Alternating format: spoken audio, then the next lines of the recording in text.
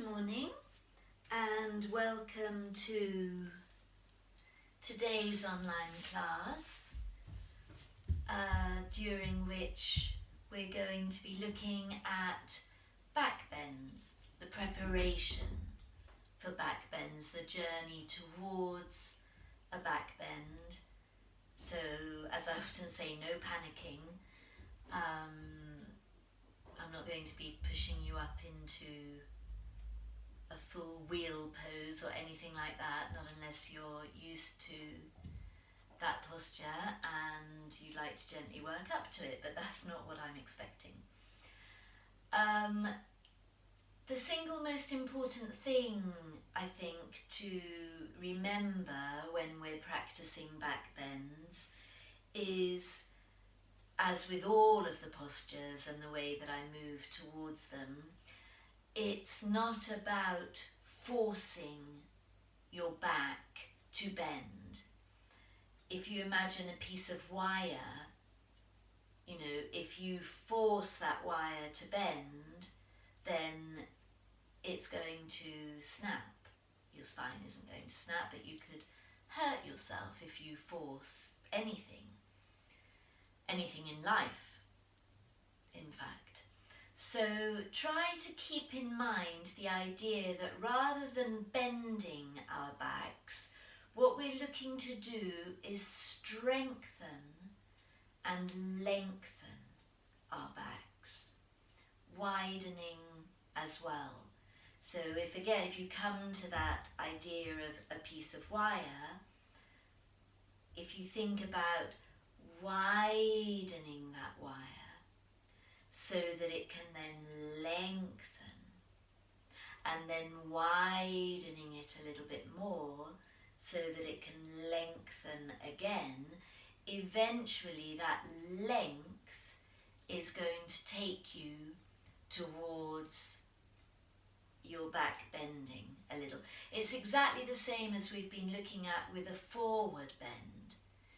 Rather than bending the spine over and forwards, we've been looking at lengthening, finding a distance between the bottom moving one way and the upper body moving in the opposite direction, and that length, little by little, takes you forwards. So same thing with the back bend, the length, little by little, will be taking you back. There's lots of other things that come into play. We'll look at lengthening the thighs as well, and just working on that whole idea, that continuous thread of softening the body so that the bones can awaken and tension can be released. And in the release of tension, the postures will bloom. So we're going to start as usual, mostly lying on our backs.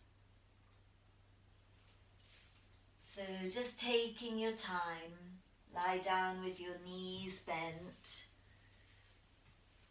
your feet flat on the floor, and just move around a little bit, wiggling your way into the ground beneath you, freeing up your shoulders. Perhaps just let your arms fly for a moment to soften the shoulders, soften the neck and the chest, and then let the arms lie wherever they feel most comfortable, be that on the ground or on your body. And then loosening up the lower half of your body as well, wiggling around inside your pelvis, inside your hips. And when you feel completely relaxed, just take a few moments to connect with your breath.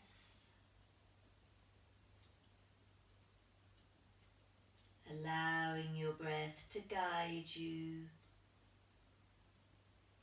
towards a place of presence,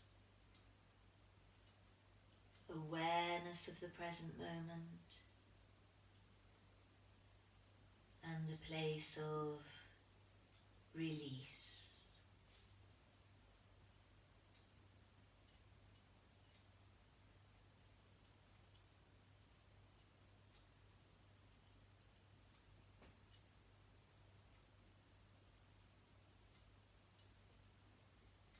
Breathe into both sides of your waist. Allow the body to move with your breath. It's like a wave moving through the body, rippling your bones underneath your skin.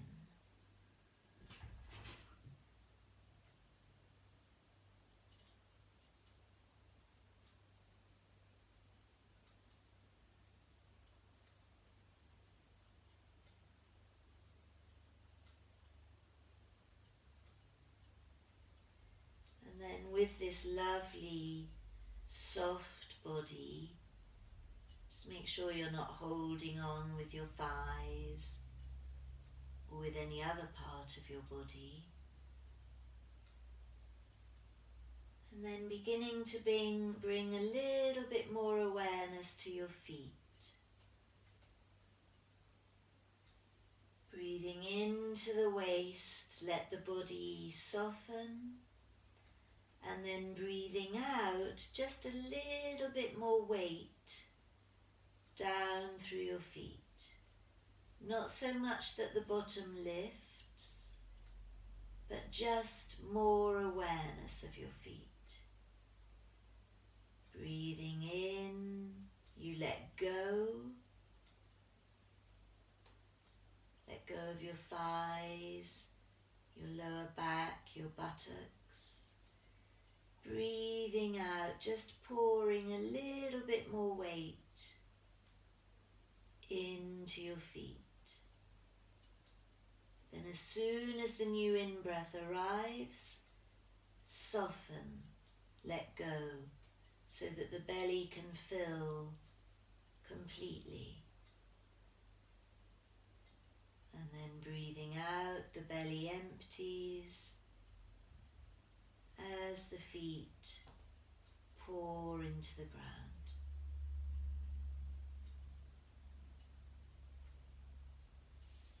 So just continuing like this, breathing in, letting go of your thighs, your buttocks, becoming soft. Breathing out, pouring into your feet, and eventually that sense of pouring will become so profound that the bottom will lighten completely and begin to lift away from the ground. So we're in a tiny, tiny bridge pose. Just stay like this if you can. And come back to your breath. As you breathe in, you let go of everything. Shake it out, wiggle it out. As you breathe out, the feet pour into the ground and the bottom lifts a little higher. Immediately you let go of that to allow the in-breath.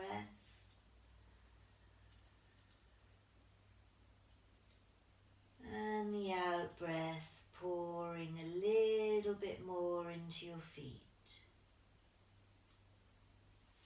Continue like that. Make sure that you're not suddenly pushing or thrusting. Use the in-breath each time to soften, and then the out-breath to sink. You'll begin to feel, as you do float a little bit higher, more awareness of the back of your skull and the back of your shoulder blades. So you can begin to incorporate their touch as well. Same thing, you breathe in, soften the waist, release the thighs, let the arms go wherever they choose to go. Breathe out, you pour your feet, the back of your skull, your shoulders, into the ground beneath you. Breathe in and release.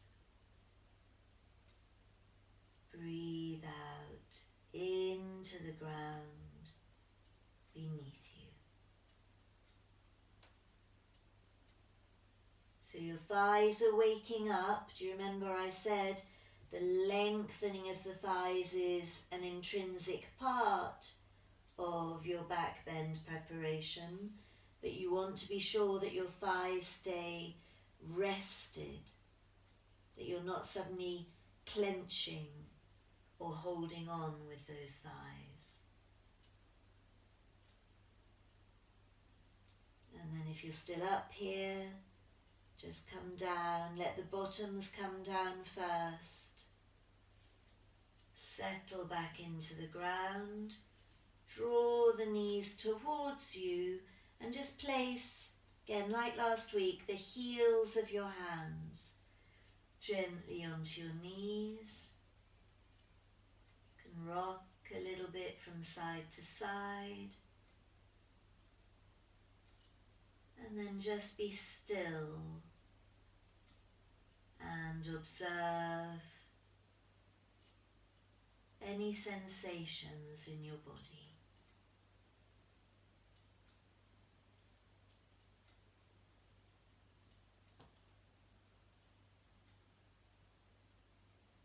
Roll onto your right hand side and come up.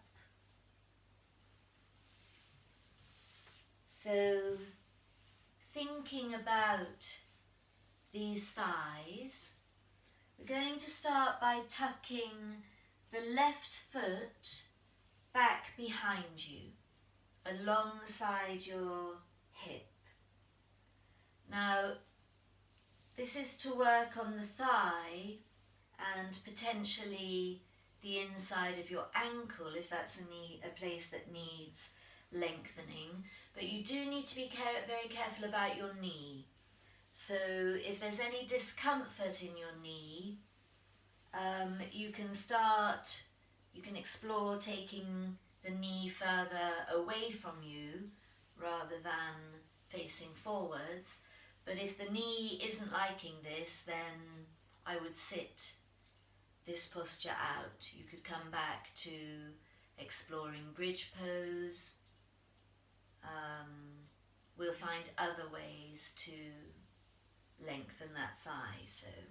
But for those of you that feel comfortable in the knee, just think about turning the big toe in towards you a little bit so that you are on the front of your foot. The right foot, the knee is bent and the foot flat on the floor to help support you. Take the hands back behind you a little way. Relax your shoulders. And then just feel, to begin with, the touch of both feet, one sole, one front, both hands, and feel their connection feeding back towards your spine. And then when you feel ready, pour down through those 4 places of connection so that the bottom lifts. And when you do that, you should start to feel some work through the front of that left thigh. I'm going to turn sideways on so that you can see that from a different angle. So the left foot tucked back alongside my hip with the toe turning inwards. Left knee, if it's possible, facing straight ahead of you. If that's uncomfortable, then explore different positions. Both hands, both feet touch touching the ground, and from that touch feeding back towards your spine. And then as those places pour into the ground, the bottom lifts. No tension in the shoulders. And if you're not feeling very much in the front of your thigh, play with releasing through the groin. So play a little bit with your tailbone. So as you release through the groin, you can feel the tailbone travelling forwards away from you, and that should increase the feeling of lengthening through the front of that thigh. You can come down and rest as often as you need to, just wiggling around, softening everything, and then lifting again. Don't let your head fall back in this posture. Keep your neck nice and long. Keep your shoulders where you can see them. And just play with finding sensations through the front of that left thigh. Then wiggle your bottoms back to the ground. Keep the left foot where it is and lengthen the right leg away from you. Hands, you can still be leaning back a little bit if you need to, but little by little, if it's possible, pour down into your hands to project the upper body towards the sky. And then if you want to go further, you'll be feeling this now in the right leg. If it's too strong, bend the knee a little bit.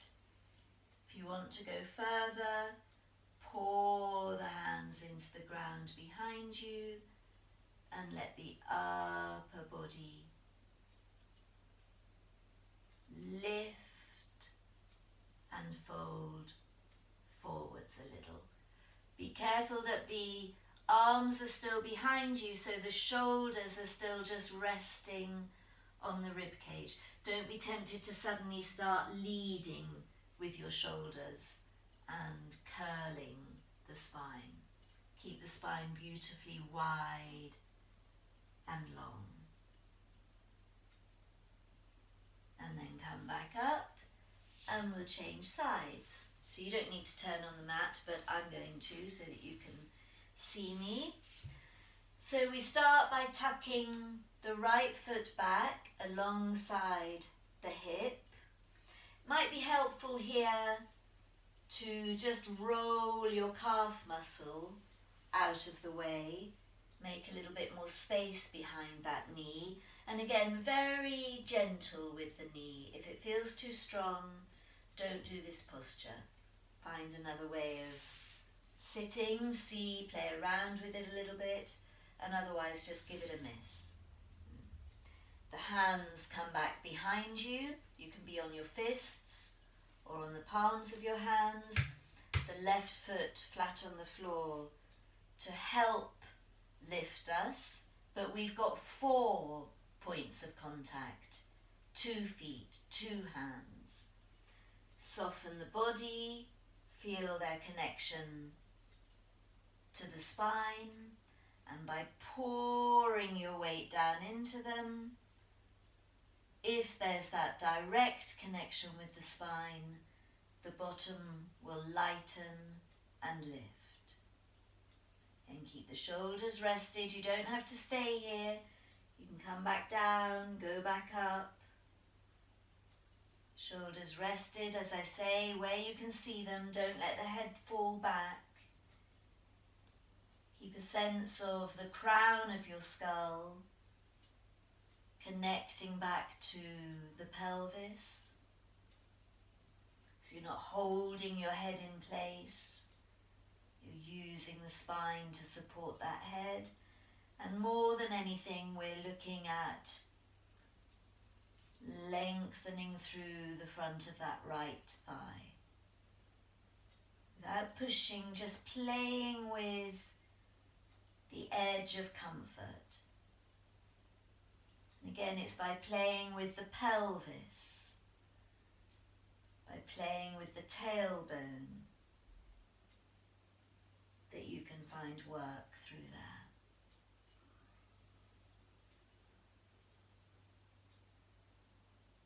If you're feeling this too much in your wrists, it's because you've forgotten your feet and you're putting all of your weight down through the wrists.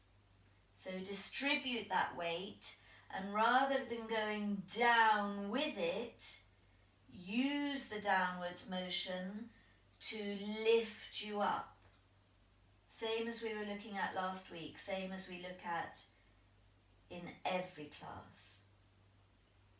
And wiggling the bottoms back down if you're not already there, lengthening the left leg away from you. You can stay tilted backwards a little bit. It's working on widening and lengthening the spine. And then if it feels okay, you can use kind of weight through your hands to lift you up to the vertical. And you might want to explore tilting further forwards, keeping the shoulders resting on the rib cage, so the shoulders aren't leading. Feels as though the belly, the lower abdomen, is leading.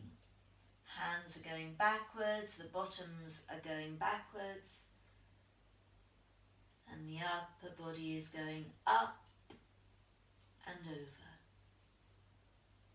You'll be feeling it in the left thigh. Again, if it's too strong, you want to wiggle your way through a little bit more, just soften that left knee.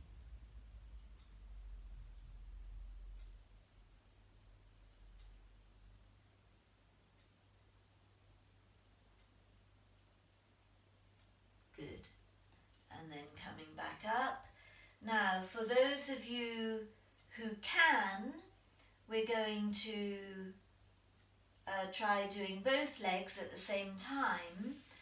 The easiest way of coming into this posture is if you come onto all fours, bring your knees together and take your feet a little bit more than hip width apart, so that you can think about sitting back between your heels. Now that's going to be very strong for some of you, so unless your thighs are really nice and long. So again, find a nice big book, put it between your feet, and then try again, sitting back into that space between your heels. If the book is still too low, you can give yourself a lot of height by just, that's not very comfortable because it's a bit of a narrow book. So you could either put a few books on top of each other, or find yourself a fatter book that's more comfortable to sit on. Again, what we're working on here are the thighs.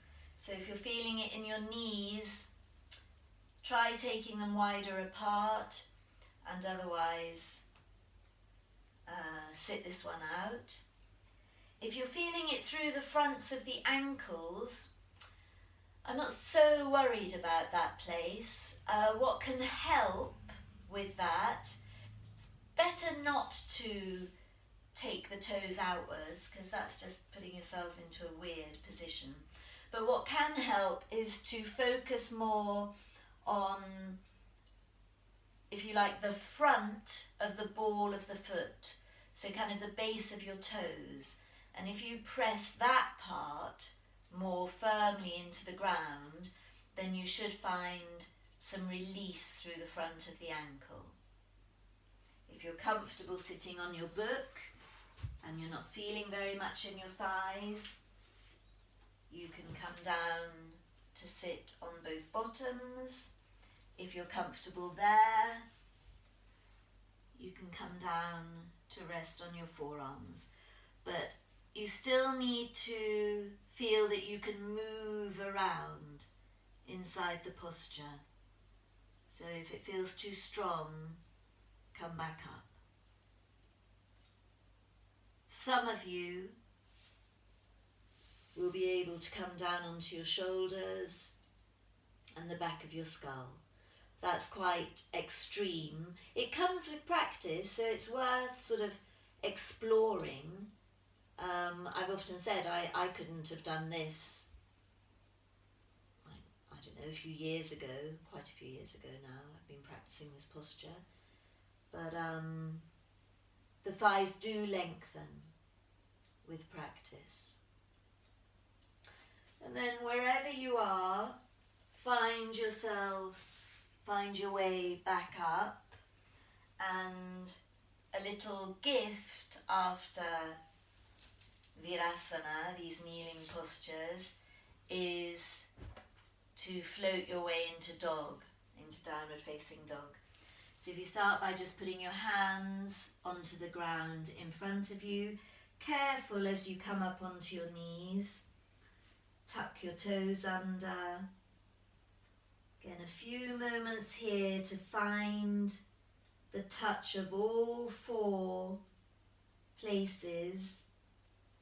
2 hands, 2 feet. The knees are about to lift, so I'm not kind of thinking about them. And then as you pour down through the hands and the feet, the bottom lightens and you unfold into Adho Mukha Svanasana, your downward facing dog. Not looking for the posture, but just looking at ways to soften your shoulders, your hips, to soften the waist so that you can breathe into your waist on an inhale, and as you exhale, pour through the feet and the hands, lightening the body.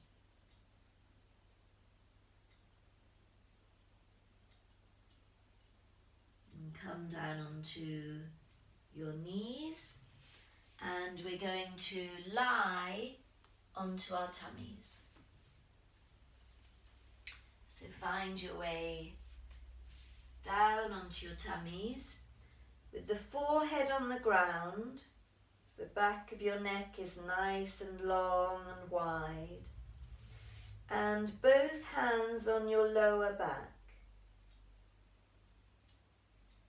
Remember, what we're trying to do is strengthen and lengthen the spine, not force it to bend.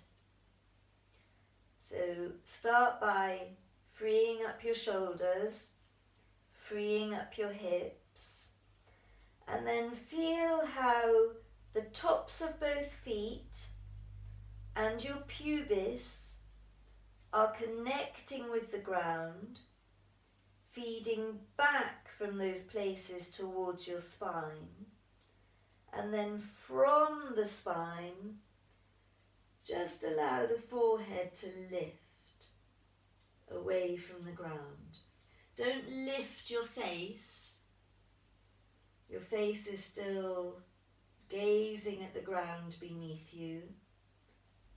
The back of your neck is long and wide.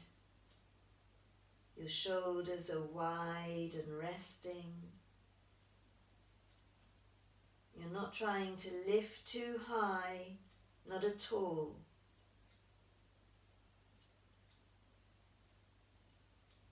If the breath is becoming difficult, then you're forcing too much.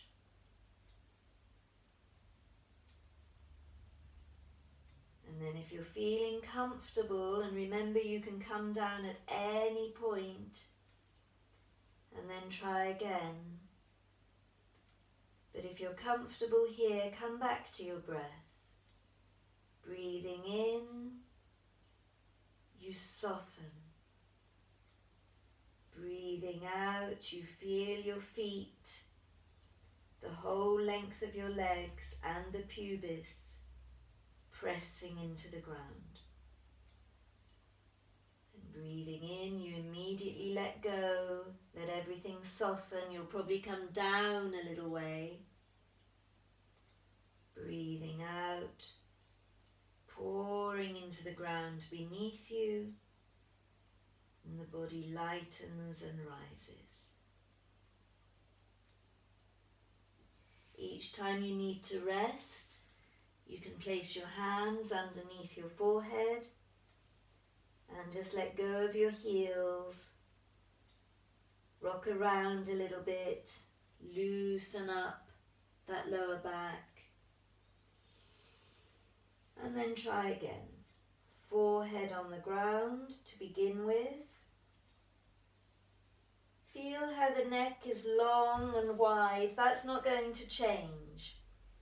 Both hands on your lower back.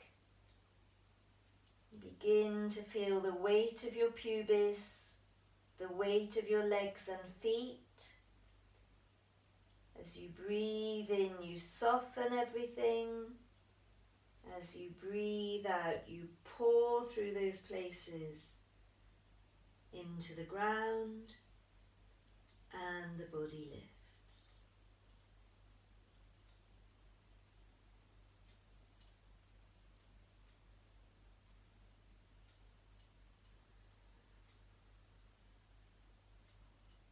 If you're feeling any tightness in your lower back or in your shoulders, just come out of it. Bring the forehead much lower, just a centimetre away from the ground. That might be enough for you. And when you feel completely soft, then it's easier on the out breath to pour into the ground and lift a little.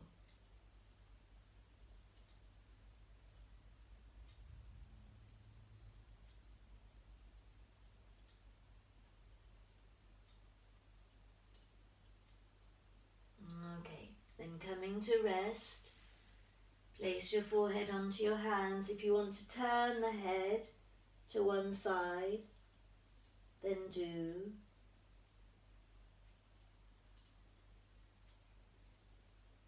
And just soften everything, rest here for a few moments. If you need to rock a little bit.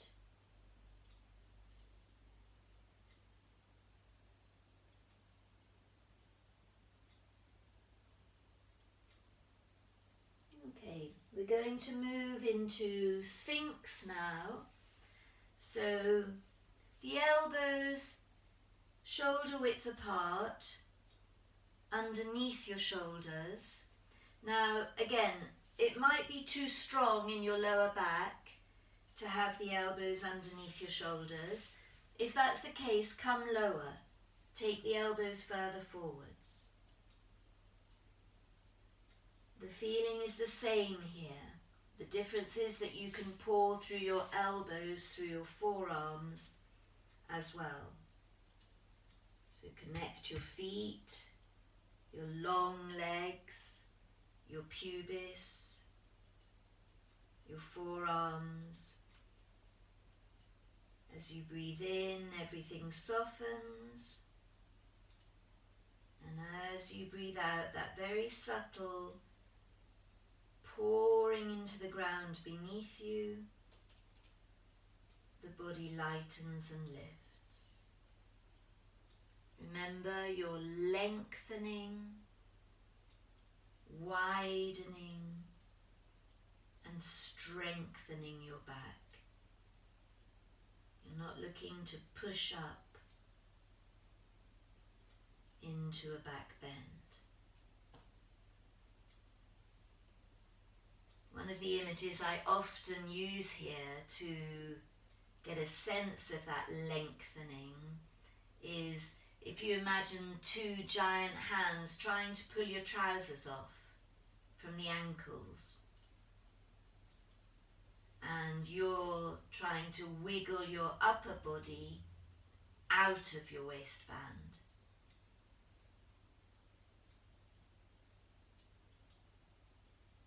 shoulders are getting sticky, collapse down a little bit, wiggle them around, loosen them up, rest if you need to.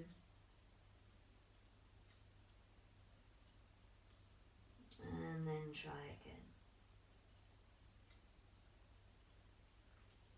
Breathing in, you relax. Breathing out, you pour into the ground.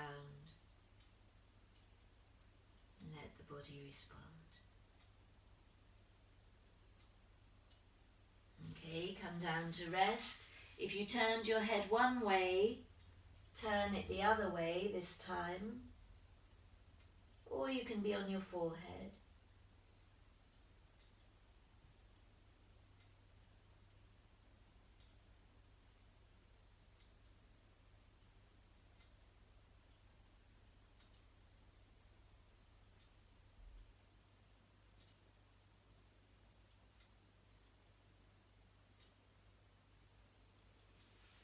Okay, coming back to Sphinx again. This time we're going to play around with lifting one elbow. So I'm going to start by lifting the left elbow because you can see more easily. So all I'm doing is lifting the left elbow and just trying to keep the shoulder and the elbow and the wrist completely soft. So I'm not lifting the elbow to suddenly brace the shoulder.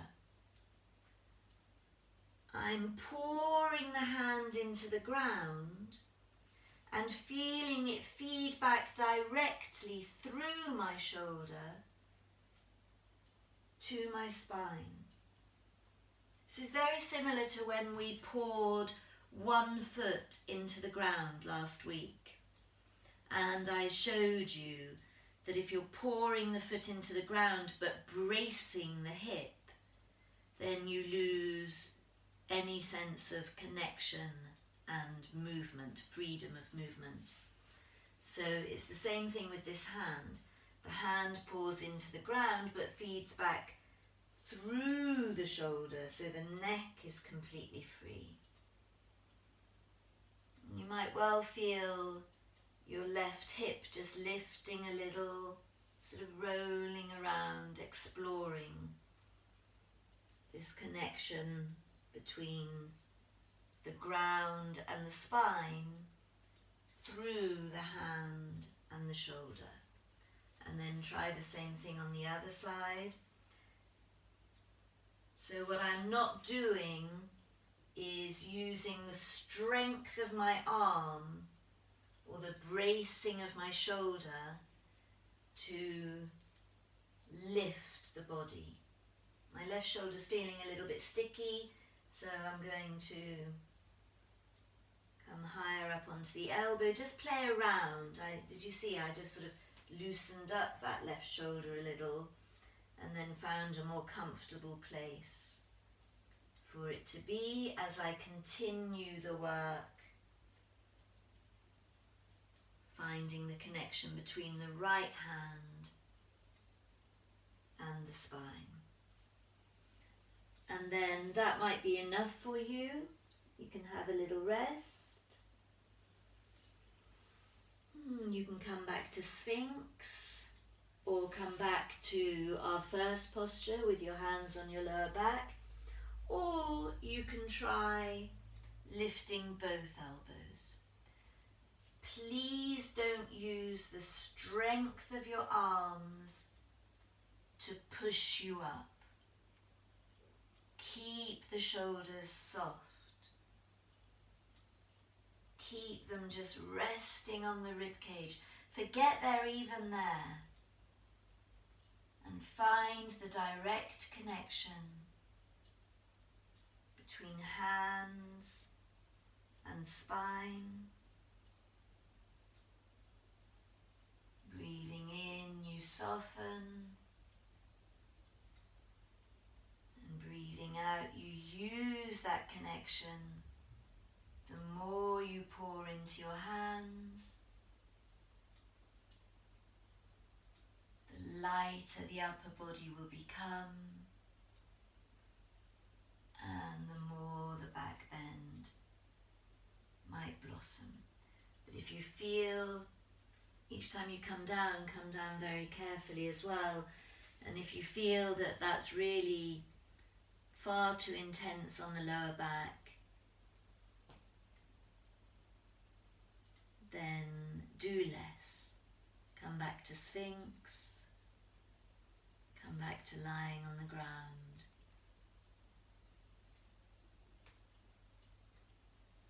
Okay, from here we're going to carefully find our way into a child pose. Now go nice and slowly. Start by coming up onto all fours with your elbows on the ground, and just wag your tail around a little bit in this posture. Just come underneath any places of tension, and then you could continue there with your tail in the air, or if the lower back is releasing and softening, you can take the bottoms down towards the heels. Again, you could stay on your elbows there. You could make little fists, one on top of the other, to support your forehead, or if it's possible, you can take your forehead to the ground and let the arms come back behind you. Whichever variation of child you've chosen, just take a few moments to be still.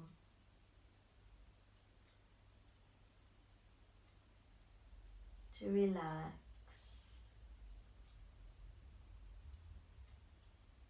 To breathe.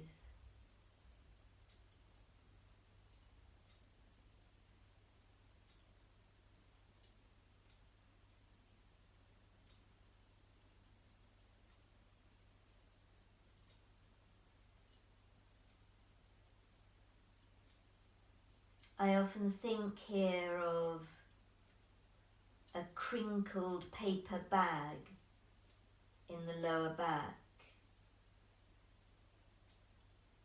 You know, if you use your breath to breathe into that crinkled bag, it will expand and all of the creases will be smoothed out. That's what it feels like is happening here in child. Okay, slowly sit back up. And again, we're coming down onto our tummies. This time, take your feet wider apart, so as though your toes are pointing towards the edges of your mat. You can stay here up on your forearms, or you can just rest your head into a hand, or you can have your head on the ground. We're coming back to working with the thighs. So just bend your left knee. Again, I'm starting with my left knee so that you can see it more clearly. And carefully take your arm back. You know, be mindful of that arm. Don't ever just throw it back from your shoulder. Feel how it's coming from the centre there, through your shoulder, and just catch hold either of the front of your ankle, or you can place the palm of your hand onto the top of your foot. So find a place that's reasonable for you. And then, a little bit like when we were kneeling, for the moment you might not be feeling very much in the front of your thighs. Some of you might be. That might be enough for some of you. But if you're not feeling very much, begin to play with your pubis again. Begin to play with your tailbone. Begin to tilt your pelvis one way and the other. And hopefully by doing that, it's a very passive way of lengthening the front of the thighs. You're in control here. If you tuck the tail down between your legs, then the feeling through the front of the thigh, will be more intense. Keep it out of your knee. If your knee starts complaining, take the foot further away from you. And again, just wiggle around inside. See if you can find a place where you can just play with that edge. You don't want to push your way through any pain, but you do want to feel that you're working a little bit at lengthening. Then when it's time to let go, don't let go of the ankle straight away. Relax your tummy first. Let the knee really settle into the ground. And then let go. And then the same thing on the other side. Lift the right foot. Carefully reach around, lifting the upper body if you need to catch hold either of the ankle. See that with my foot a little bit flexed. Or you can place the palm of your hand onto the top of the foot. And I'm kind of playing with two things. I'm playing with guiding the foot down towards my bottom. And if it touches the bottom, I'll continue towards the ground. And at the same time, playing with my pelvis. Drawing the tummy button back, lengthening the tailbone, playing into the sensations through the front of that thigh. Careful of your knee.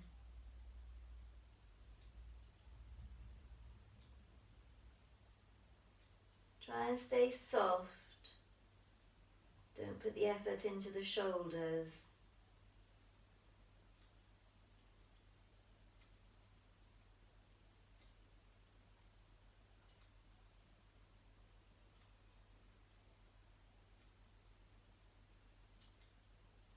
And then again, when you've had enough, don't just let go of the ankle, let go of your tummy first, so that the knee can gently settle back into the ground until it's safe to let go of that ankle. And then we're going to try and do both legs together. So start with the forehead on the ground again, the back of the neck long and wide. Keep your knees nice and wide, mat width apart or even wider. Wiggle around a little bit, softening up, and then reach carefully back with your arms, catching hold of the ankles. See how that feels. Dance around inside your body, freeing up the lower back, any other places that feel tense, shoulders. Unclench your jaw. And then in the first instance, we're just going to lift the upper body.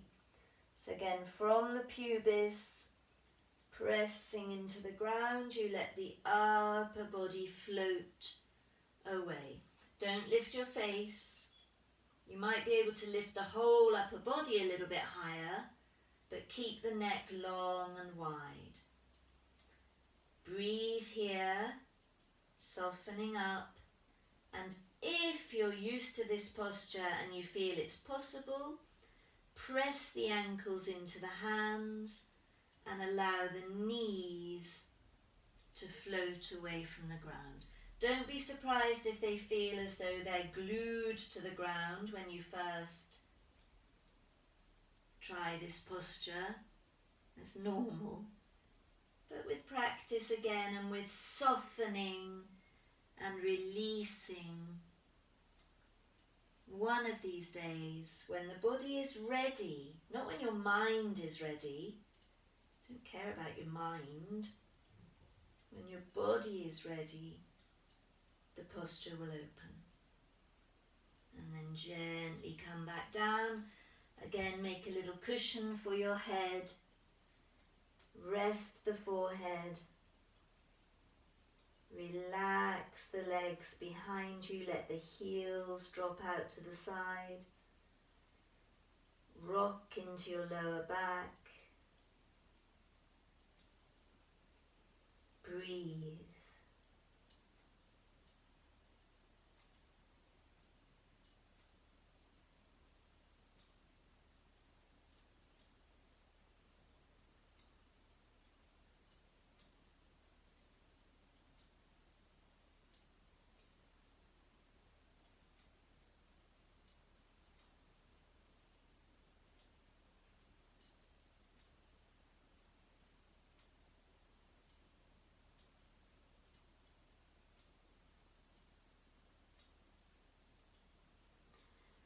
Okay, you're going to carefully find your way now onto your back. So do whatever you need to do to roll out of that posture and find your way onto your back with both knees bent. Draw the knees towards your chest. Don't pull them in. That's too much for the lower back. Just let them float there. Let the heels of your hands connect. Relax your shoulders. Relax your hips.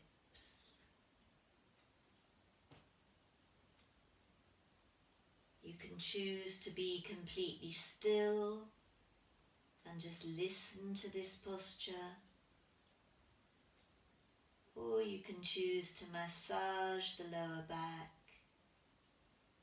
by gently rocking from side to side or making little circular movements with your knees.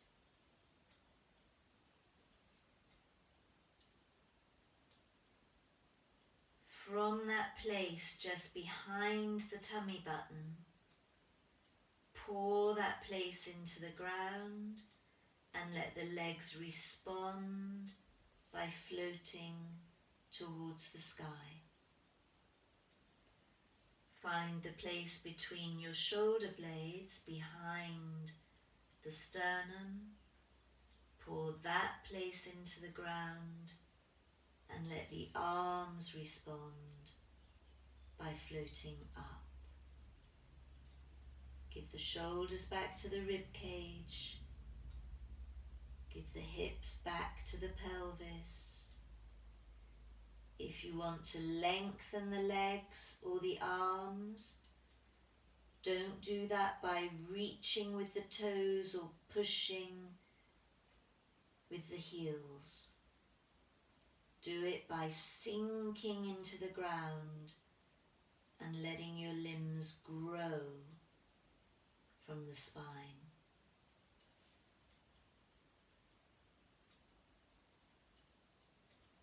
If the arms or the legs are shaking,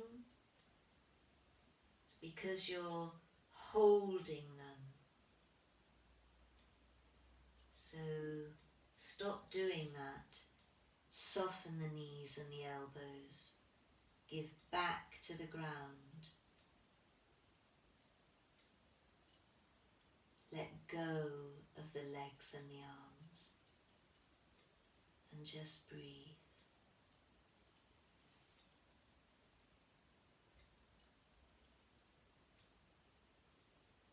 Okay, bring both feet to the ground. We're going up into a little bridge again. You can let the arms fly here, or you can bring them to rest on your body, wherever you feel lightest. Loosen up the body Use the in-breath to soften even more, and then with the out-breath, the feet go straight down into the ground, and the bottom responds by lifting. Breathe in and soften. Breathe out the back of the skull, the shoulders, the feet. Put down their roots. And the body lightens and lifts. Don't push. Don't force. Swim around inside the posture.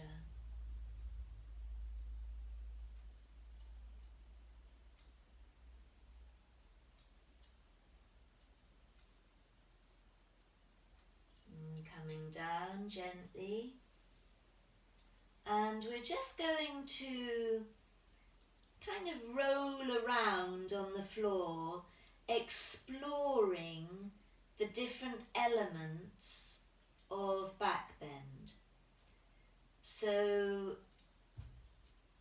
already when we practice bridge in that way, we're getting a sense. Do you remember that image that I used of, this time you could imagine the hands on your hips, trying to pull your trousers off, over your knees and off from the ankles. And at the same time, your upper body is wiggling out of that waistband, so travelling in the opposite direction, back into the ground.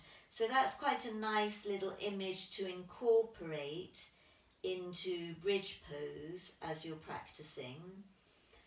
That will kind of give you a sense of the lengthening of the spine, the lengthening of the thighs, the separation between the upper and the lower bodies. But then there are other little things that we need to think about if we're going up into a full back bend. Very important is freeing up the shoulders. So we looked at this a little bit in Cobra, but maybe if you let the knees start to just gently fall to one side, keep your feet, even if your feet roll, keep your feet connected to the ground. But as the knees go to one side, just feel how, if they're going to the left, feel how the right shoulder begins to lift, and you can begin to free up that right arm, remembering that it doesn't grow from the shoulder but from the spine. You could put your hand sort of on your waist or on your tummy button or just behind your waist to really get a sense of, that's where my arm begins, that's how I free up the shoulder, so that eventually you might be able to place your hand on the ground in the position that it would be in if you were going to do a back bend. I don't know if you can see me, but otherwise that position would be kind of alongside your ear, with the fingers pointing, nice long fingers pointing towards your feet. And just play with that feeling. The heel of the hand might not touch the ground to begin with. That's just a little bit of flexibility in the wrist. So I'm just playing with that feeling. I'm in a sort of quarter back bend, my feet aware of the ground, feeding back towards the spine. And then, but most of my focus on the right shoulder. How can I free it up? How can I soften? And then when you've had a play on that side, soften your way out of it, roll back onto your back, and do the same thing on the other side. So the knees would begin to just drop a little to the right. The feet might be rolling, but you're still very aware of your feet. You might find that your heel has lifted. That's all okay. And here's the left arm, just flying around, freeing up inside that shoulder, and forgetting that you have a shoulder there, so the neck can become free. And then eventually just exploring the ground alongside your ear. Can you place the hand there and keep the fingers beautifully long, pointing towards your feet? Again, just always reflecting on which parts of your body are touching the ground. Can you feel a sense of connection between them and your spine, so that when you pour those places into the ground, the spine responds by lightening? And I'm letting that one go, loosening everything up. You know, if you feel you need to lift your feet for a second and rock around a little bit, you're literally just exploring. There's no right or wrong way of doing any of these postures. Listen to your body. Your body is very different to my body. It's very different to anyone else's body. And even within your body, it's going to change from day to day, from hour to hour. It's going to depend on what you ate or didn't eat. So that's why I often say, you know, every time you come to your mat, your experience is going to be different. So you might want to do that again with one arm after the other, or you might want to think now about freeing up both arms and maybe finding such freedom that you are able to place both hands onto the ground. Now, no intention. I definitely have no intention of going up into a back bend. I've still got a dodgy shoulder. It's a physiological problem that I have. It's a little bone spur that catches. So I'm not going up into back bend, but I'm getting all of the same advantages and all of the same sensations as if I did. So what I am going to do is kind of come into a bridge pose, but with my hands where they would be for a wheel pose. And I'm just going to move around inside that for a little bit. And when my wrists get tired of doing that, I'm going to let them be free.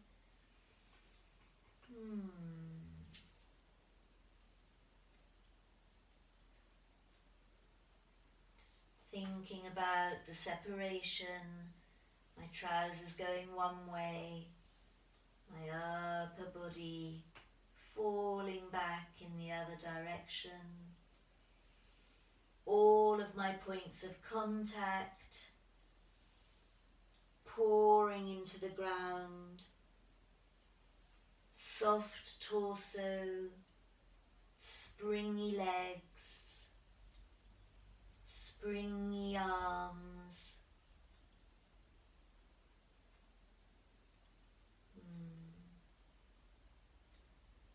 And then finding your way back down.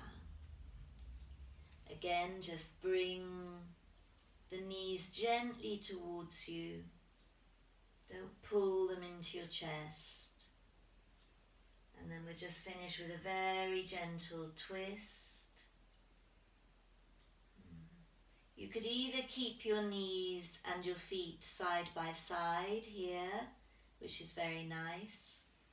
Or if you want something a little bit more funky, just cross the right knee over the left knee.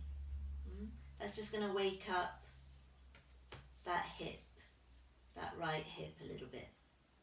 And then whether you're side by side or cross-legged, use the left hand to just gently guide the feet first to the ground. Let the right shoulder lift if it needs to. And when the feet are nicely on the ground, feed back to your spine and let the waist turn around the spine to the right as the knees continue to travel to the left. If your head wants to roll to the right, you can let that happen. Doesn't have to. You can stay gazing at the sky if that's more comfortable, or go between the two. If the right arm feels comfortable enough to open to the side, then it can. Otherwise, if the shoulder is still lifted, you can just rest the hand on your hip.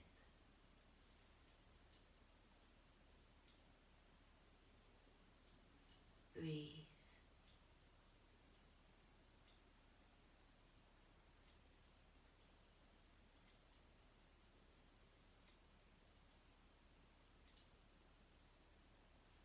Gently unfurl, bringing the knees side by side again, the feet side by side, rock a little. And then again, either keep your knees like that, or you can choose to cross the left knee over the right. You feel it just wakes up that left hip. Keep that nice and soft. And then however you are, use your hand, your right hand, to bring the feet gently to the ground, feet first. Let the shoulder lift if it needs to. And then the feet, from their connection with the ground, feed back to the spine. And you feel your waist turning around that spine to the left as the knees continue their journey to the right. If anything is uncomfortable, adapt. Put your hands somewhere else. Use your feet more. Uncross your legs. Roll your head.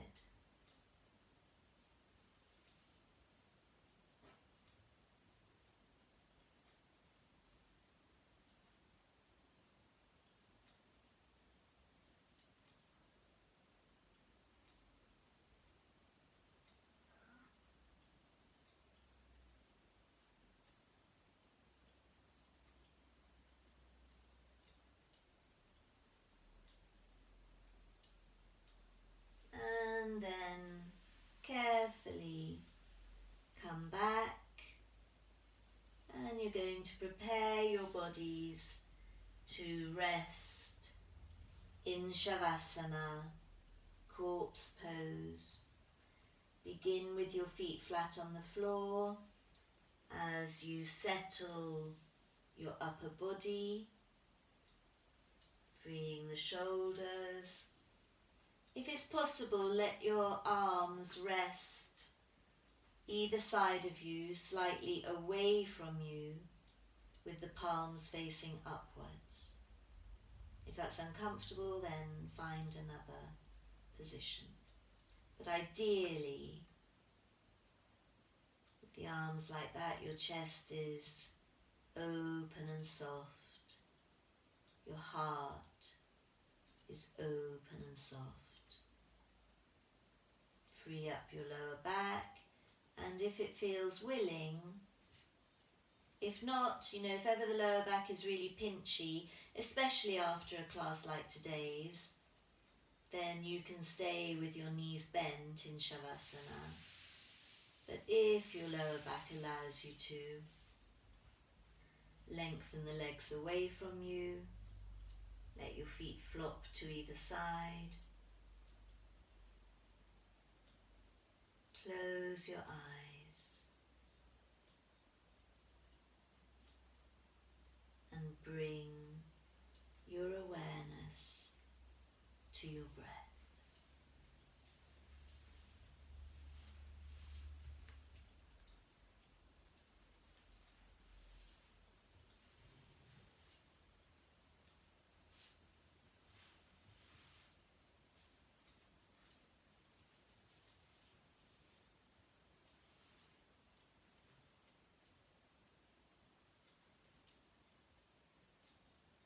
Don't try to change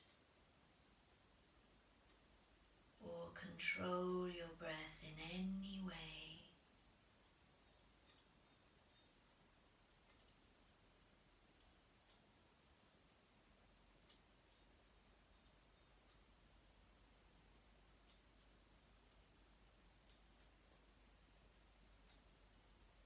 Simply observe.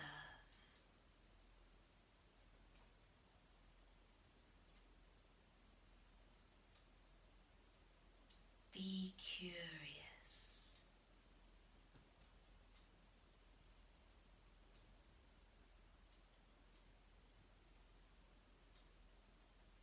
Become aware of the movement of your diaphragm. The diaphragm, a dome-shaped muscle attached on either side to the bottom of the rib cage. As you breathe in, the diaphragm lowers, it flattens almost, and it pushes the bottom of the rib cage apart so that your lungs can fill with air. And as you breathe out, it rises back into its dome shape. The rib cage closes and the air is pushed out of your lungs.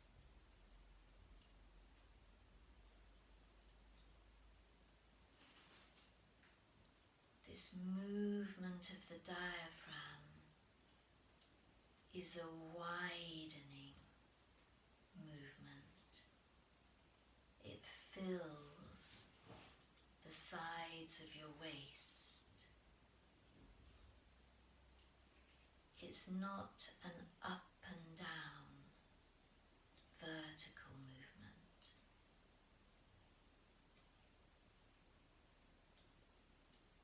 So just feel this widening as you breathe into each side of your waist, and then a drawing together movement as you breathe out.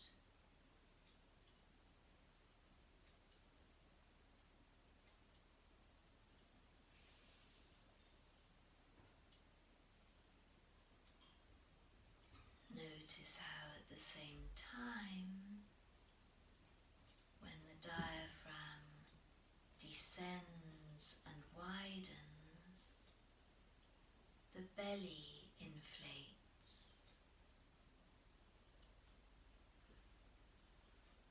and as you breathe out and the diaphragm rises,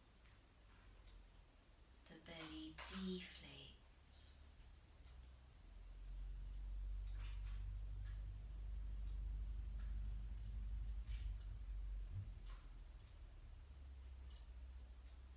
Gently observe this movement and the body's response to this movement for a few more moments.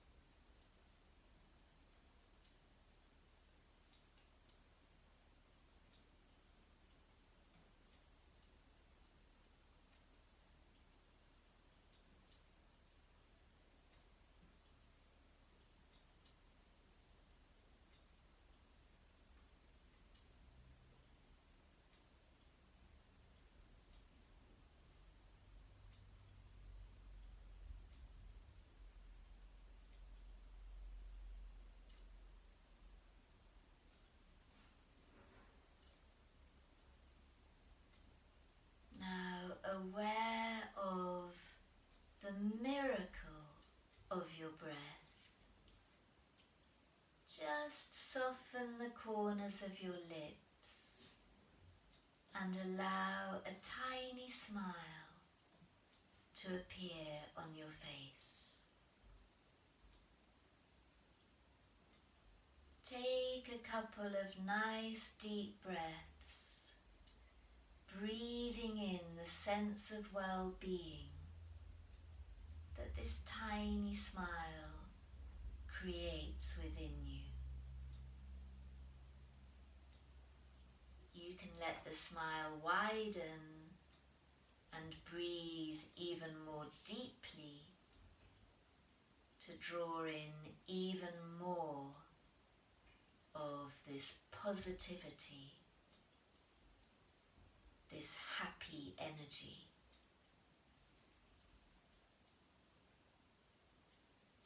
And then, still smiling, just place your hands onto your abdomen or chest and carefully bend one knee after the other.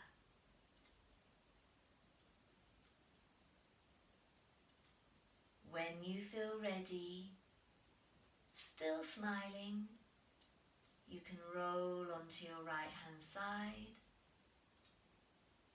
Stay there for a few moments before coming back to sit.